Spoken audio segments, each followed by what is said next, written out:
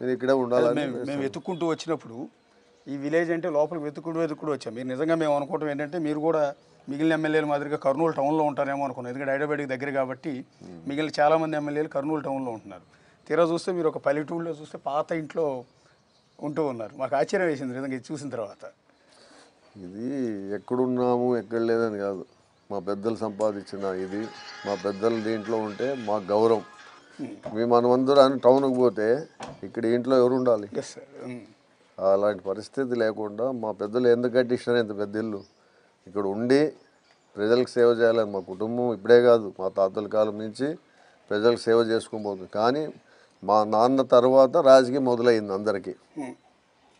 మా తాత వాళ్ళు ప్రజలకి సేవ చేసి వాళ్ళ చేతయింది ఇచ్చి, ఒకప్పుడు మా సొంత విలేజ్ వచ్చి కొనకండ్ల అంటే అనంతపురం డిస్టిక్.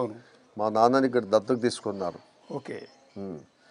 అది మా తాత వాళ్ళ అక్కని ఇంటికి ఇచ్చినారు కాబట్టి దత్తకు తీసుకున్నారు. ఆ దత్తకు తీసుకున్నాక మా నాన్నని ఇక్కడ దత్తకు తీసుకున్నారు కాబట్టి మేము ఇక్కడ సెటిల్ అయినాం. అంటే ఆదోన్లో ఒకరు, గుంతకల్లో ఒకరు, కొనగండ్లో ఒకరు, ఇక్కడ ఒకరు. ఇప్పుడు ఎమ్మిగనూరులో కూడా ప్రస్తుతానికి మా పెద్ద సోదరుడు టీడీటీ బోర్డు మెంబర్ అక్కడే ఉంటాడు. అంటే మీ ఫ్యామిలీని చూస్తే, మీ ఫ్యామిలీ గురించి మొత్తం చదివితే మాకు ఆశ్చర్యం వేసింది. అంటే ఎంత మీ బహుశా పొలిటికల్గా మీ ఫ్యామిలీ ట్రాక్ రికార్డుని ఇప్పుడే కాదు ఇంకొక జనరేషన్ తర్వాత కూడా ఎవరు చేంజ్ చేయలేరేమో. ఎందుకు అంటే మీ ఫ్యామిలీలో 3 ఎమ్మెల్యేలు, ఒక అన్నయ్య ఎమ్మెల్సీ, ఒక అన్నయ్య ఏమో ఆదోని ఎమ్మెల్యే, ఒక తమ్ముడు గుంతకల్ ఎమ్మెల్యే. లాస్ట్ నేను ఫైనల్ నేనే. మీరే అన్నయ్య? ఆయన కూడా అన్నయ్యలు. ఓకే. ఒక అన్నయ్య ఏమో ఎమ్మెల్సీ, అలాగే ఇంకొక అన్నయ్య TTD board member. So entire family. అలాగే అనంత వెంకటరామరెడ్డి గారు ఒక కజిన్ మీకు, వియంకుడు అవుతారు బహుశా. అలాగే చెన్నకేశ్వరరెడ్డి గారు కూడా బంధువే కదా. సో ఇంత పెద్ద పొలిటికల్ ఫ్యామిలీ ఈవెన్ ముఖ్యమంత్రులు అయిన వాళ్ళకు కూడా లేదేమో కదా.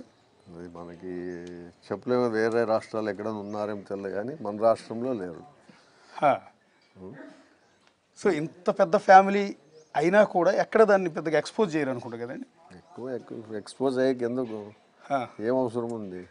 ఎక్స్పోజ్ అవ్వాల్సిన అవసరం కూడా లేదు. తెలుసు బలానా ప్రజల్లో తెలిసిపోయింది.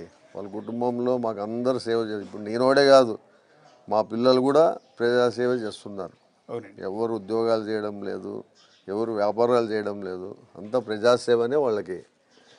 అంటే అన్నయ్యలు 3 కలిసి, అన్నదమ్ములు 3 అసెంబ్లీలో ఎదురుపడతారు. అసెంబ్లీ సమావేశం జరిగితే ఇంకొక అన్నయ్య ఎమ్మెల్సీలో టచ్ అవుతారు. అంటే 4 అన్నదమ్ములు, ఒకే తల్లి కడుపును పుట్టిన 4 అన్నదమ్ములు ఒకే అసెంబ్లీలో ఉండటం అనేది అసలు ఈ రికార్డు ఎవరు బద్దలు కొట్టలేరేమో. ఎవరు కొడతారు? ఎవరు కొట్టలేరు. సాధ్యం కూడా కాదు. సాధ్యం కాని పని అది.